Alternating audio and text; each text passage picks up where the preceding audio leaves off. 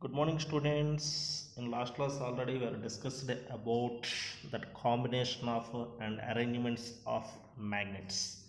See, after completion of that concept, now students we are ready to going through magnetic field lines. Which concept now we are starting? Magnetic field lines. In this class we are ready to discuss.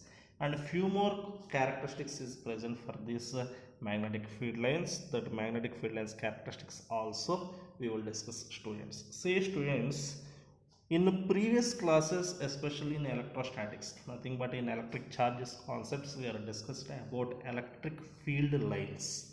So if you have clear idea about electric field lines, easily we can identify the this concept also. Once previous concepts once I will revise for you. Just students observe carefully.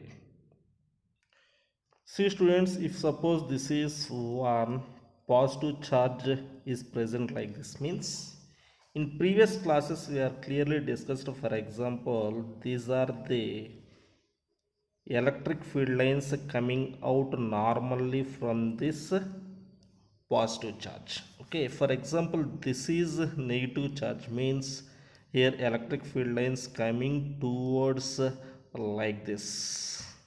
Is it clear or not, students? So in this way in previous classes we are represented. Okay, here electric field lines starts from positive charges are coming outwards from positive charges. Here electric field lines are coming towards the negative charges or inwards the negative charges. Clearly we are represented. For example, if we are increasing the magnitude, for example, here maximum positive charge is present, means here electric field lines also were represented maximum number, means here electric field lines are very crowded to each other. So in previous classes, students, one more thing also we are discussed. Okay, if you are going for any tangent concepts, means for example this is one electric field line, you can think it. For example, here one point we are imagine. At this point, if you are drawing a tangent, means this tangent represents the direction of that electric field at that point. For example, this is the point A, means at that point A, this tangent represents the direction of that electric field line. Okay, these concepts also in previous classes we are discussed. See, students, this one also we are represented in previous classes. For example, this is one electric field line and this is another electric field line is present, means here some intersection will be observed. Okay, in this intersection point, at this intersection point, here one tangent we may get like this and one more tangent we may get like this. See, at a same point we are unable to get two different directions, means in previous classes electric field lines never intersect like this. Few points already in previous classes we are discussed. If you have some idea about these concepts, easily we can go through these magnetic field lines also. So how we can discuss this magnetic field lines? Now I will represent for you. The imaginary path in which a free unit north pole would tend to move in a magnetic field is known as a magnetic line of force, or simply we are calling as a magnetic field line. Means it is an imaginary path only. Compulsory in this direction only free unit north pole tends to move. So in which direction free unit north pole would tends to move? Okay, in that conditions only, in that way only, magnetic line of forces will be present, students. See, in case of magnets, how these magnetic field lines coming means, okay, the magnetic field lines starting from north ends with south. Okay, the two especially outside of the magnet. If suppose if you are going inside of the magnet, these magnetic field lines passes from south pole to north pole. How we will observe this thing once we will identify here, students. Let consider this is one bar magnet I am taking, students. Here this is north pole is present, this one is south pole is present. See, in this situation what happens means, let I am representing one magnetic field line like this. See, here line starts from north and goes towards the south. So outwards of this is actually outside we are observing outside of the magnet, these magnetic field lines coming outwards from north and going towards the south, and inside of the magnet we are taken means south to north only these magnetic field lines passing. So but one remembering point, students, if you are going through earth condition means, so let this is earth, you can imagine. Okay, we know very well earth is acts as an natural magnet. Here also compulsory one north pole exists and one south pole is exist. But in case of earth, what the thing we are considering means, here this magnetic field lines passes okay from south pole to north pole outside. Okay, south pole to north pole outside, like this we can observe. Okay, these two just both are reverse to each other. This is the basic information I want to give. So one more thing, students, how we can identify this imaginary curved paths or straight lines. Okay, means with the help of a magnetic needle we can easily identify it. So students, in general in laboratories we may observe this type of magnetic needles. Okay, students, this is okay representation for magnetic needles. So with the help of these magnetic needles only easily we can identify this okay magnetic field lines. For example, see students, this is one bar magnet I am representing means. Okay, here if you are just roughly I am representing one diagram like this. So this is nothing but positions of this okay that magnetic needle box. So in this situation, this is a north pole I am representing, this one is south pole representing. This magnetic needle deflections we may observe like this. Okay, so that one is moving from north directions to south direction like this. So here we are observing in this direction only. So this is the one of the point we are ready to discussing. So what are the characteristics present here? Just a few characteristics I will repeat here also, students. So with the help of these magnetic field lines only between unlike poles of magnets, okay, attraction will be observing, and between like poles of the magnets repulsion we may observe. Okay, students, okay, between unlike poles attraction is observing, between like poles repulsion is we are able to observing. This is one point, students. Next, one more thing, in case of magnets also, in case of magnetic field lines also, we never observe any intersections. So one by one easily we can go for that points. Okay, students. Actually, students, here I am represented one magnetic field line is passing from north pole to south pole, okay, outside. For I am just choosing, this is one point I am choosing, students. So here I am representing one tangent like this.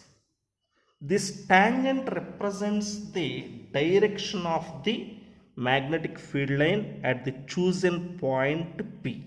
Okay, students, means with the help of tangents only we can identify the direction of the magnetic field lines. So here also few points we may represent. For example, let here one magnetic field line is present, and here also one more magnetic field line is present like this. Here intersection observed means at this point this is one tangent we are observing, at this point this is another tangent we are observing. Let I am taking this is a tangent T1, this is I am representing tangent T2.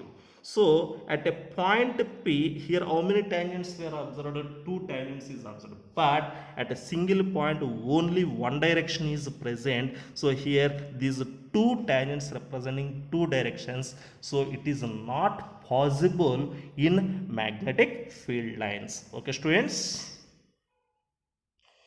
The magnetic field lines around a bar magnet can be traced using a magnetic needle as shown in the figure. Okay, in this way we can represent the magnetic field lines. So next one more thing students, characteristics of magnetic lines of force now we are discussing.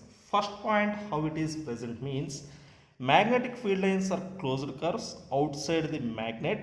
Their direction is from north to south poles, while inside the magnet they are from south to north pole. This thing already we are represented in diagrams only. So next one more point now I am going here.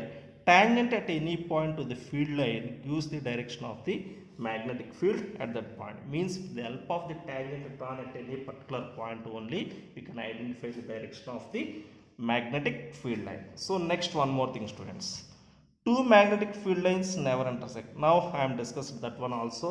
If any two magnetic lines are intersected means at a same point more than one direction we are observing, but it is not possible. That point only here we are observing.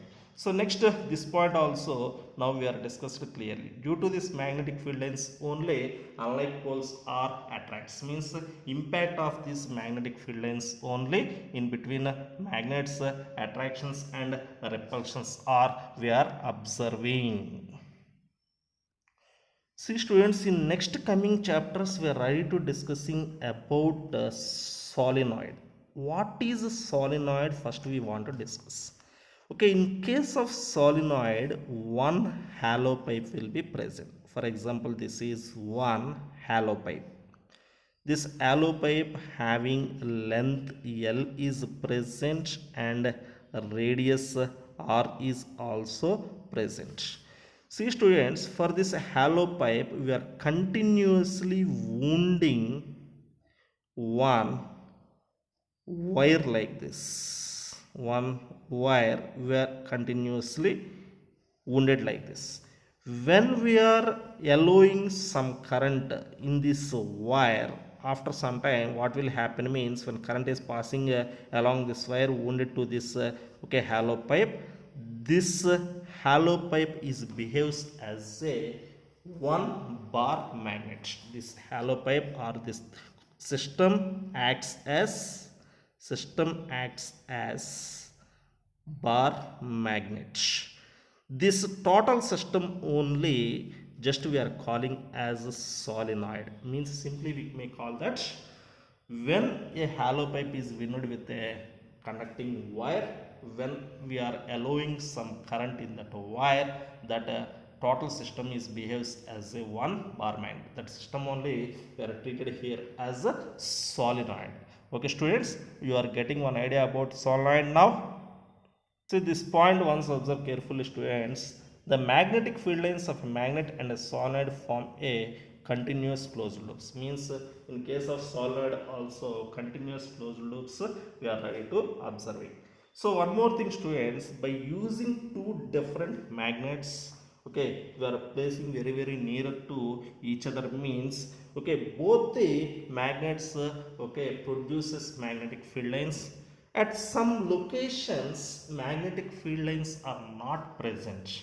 Where the magnetic field lines are not present, that regions we are calling as null points or neutral points. What we can call null points or neutral points we may call it. So in the combined field due to two magnets, if there are no field lines at a point, it follows that the resultant field at that point is zero. Such points are called what we can call students neutral points or null points we may call it. So one more thing students, here where the field lines are crowded, where the field is in that location we may call okay magnetic field or magnetic field lines are very strong and they are spread apart at that place field is weak. Means magnetic field lines are very crowded to each other means that location, okay, that location having maximum or strong okay field is present. Like this we will discuss.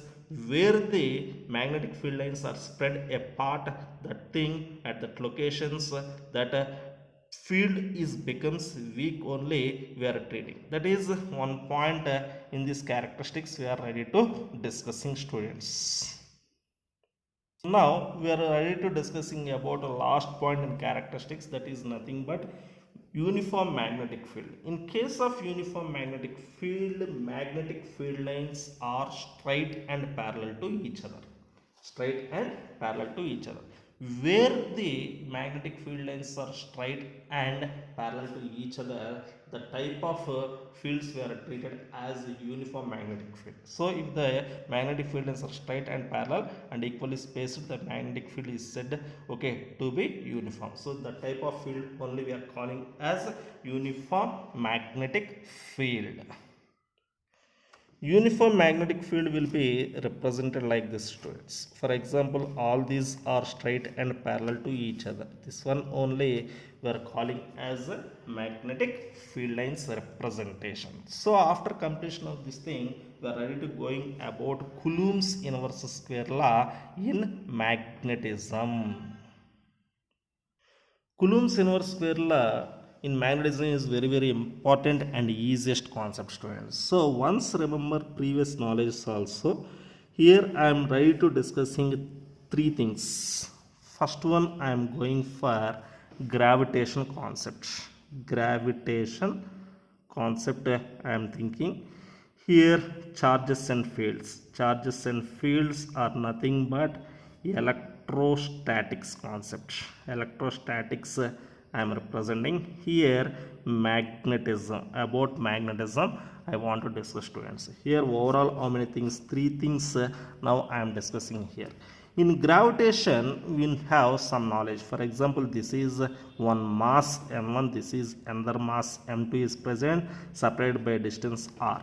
So according to Newton, he explained one gravitational law that only we are previously calling as Newton's universal gravitational law, like that we are represented in previous classes. So in between these two massive particles, compulsory only attraction will be present. Here we are not observing any repulsions. This attraction, how we are represented in previous classes, F is proportional to m1 m2 and F is inversely proportional to r square. F is proportional to m1 m2 divided by r square we are represented. F is equal to, here we are introduced one constant g, m1 m2 divided by r square, students, where g is nothing but what's the thing here, universal gravitational constant. That value is equal to 6.67 into 10 power minus 11 Newton meter square per kg square. Like this in previous classes we have some idea. So after completion of this gravitational concept, students, in a similar manner in charges and fields, in nothing but in electrostatics concept, we are discussed about Coulomb's inverse square law. In these classes just we are going through charges. Let this is one charge, q1 is present, this is another charge, q2 is present. In between these charges may be attraction or repulsion. So here these two charges also I am separated by distance small r, like this. Here Coulomb discussed about this inverse square law. Here we may observe attraction or repulsion, like this. Students, attraction or repulsion we are discussed. So here also we mentioned F is proportional to q1 q2 and F is inversely proportional to square of the distance between them, means product of their magnitude of charges and inversely proportional to square of the distance between them. So in the case of this thing, F is proportional to q1 q2 divided by r square. F is equal to some k into q1 q2 divided by r square also we are representing. So in case of air or vacuum or free space, that k value is equal to 1 by 4 pi epsilon naught we are represented. So in that condition, F air value is equal to, we are taken as here 1 by 4 pi epsilon naught into q1 q2 divided by r square. This knowledge in previous classes already discussed. So now in case of magnetism, what's the thing will happen means, see, let this is one pole strength I am taking this is another pole strength. I am taking this pole strength value is small m1, this pole strength value is having m2. So these two are also separated by a small distance, small r, like this. So students, here attraction or repulsion we may observe. Attraction or repulsion we are observing here. So when attraction observes, okay, unlike poles, attraction observed, okay, and in case of like poles, what's the thing we will observe? Repulsion observed. Is it clear, students? For example, this is north and north is present. So here what's the thing we are observing? Repulsion we are observing. For example, this is north and this one is south is present. So now which one we are observing? Attraction is observing. So here attraction forces or repulsion forces are developed. Here also the same way, F is proportional to product of their pole strengths we are representing, students, and F is inversely proportional to square of the distance between them. So therefore F is proportional to m1 m2 divided by r square we are representing. So F is equal to k into m1 m2 divided by r square we are representing, where k is we are taken as a proportionality constant also. Okay, in air or vacuum means we are taking this k value is equal to mu naught divided by 4 pi. This is constant value. So therefore F value is equal to, we will represent mu naught by 4 pi into m1 m2 divided by r square. So this is in case of air or vacuum condition. So for this concept, now we will give few points in our notes also. Just we will go through that statement, students. The force of attraction or repulsion between two magnetic poles is directly proportional to product of their pole strengths and inversely proportional to square of the distance between them, acts along the line joining the poles. Okay, students, this is the general statement for Coulomb's inverse square law. If two poles of magnetic pole strengths m1 and m2 are separated by distance small r apart, if F is the force developed between them. See, students, with the help of one diagram, we are representing the same here. Here observe carefully, students, this is m1 pole strength, this is m2 pole strength separated by distance r. So F is proportional to m1 m2, F is inversely proportional to r square, F is proportional to m1 m2 divided by r square, F is equal to k into m1 m2 divided by r square. That is the thing. So both are same, means like poles means repulsion will be observed in this condition. If unlike poles are present means attraction we are observing here. Okay, k is the proportionality constant, students. So one more thing. Here, if the poles are in any medium, okay, not in air or free space, in any medium represented, means F medium is equal to, we are taken as mu divided by 4 pi m1 m2 divided by r square, where mu is we are calling as absolute permeability. What is the thing, students? Absolute permeability we are representing. So for this absolute permeability, the units is Newton per ampere square or Henry per meter. What is the unit for that? Newton per ampere square or Henry per meter is we are taken as units. So if suppose the poles are placed in free space, nothing but air or vacuum, in that condition F air value is equal to, we are taken as mu naught divided by 4 pi m1 m2 divided by r square, where mu naught is called as permeability of free space. So this mu naught value, one standard value is present, students. That standard value is mu naught value is equal to 4 pi into 10 power minus 7 Henry per meter or Newton per ampere square. So mu naught by 4 pi simply we are taken as 10 power minus 7 Henry per meter or Newton per ampere square is the notation we have. Okay, students. Okay, students, in next class we will discuss clearly about this permeability concepts. Okay, thank you.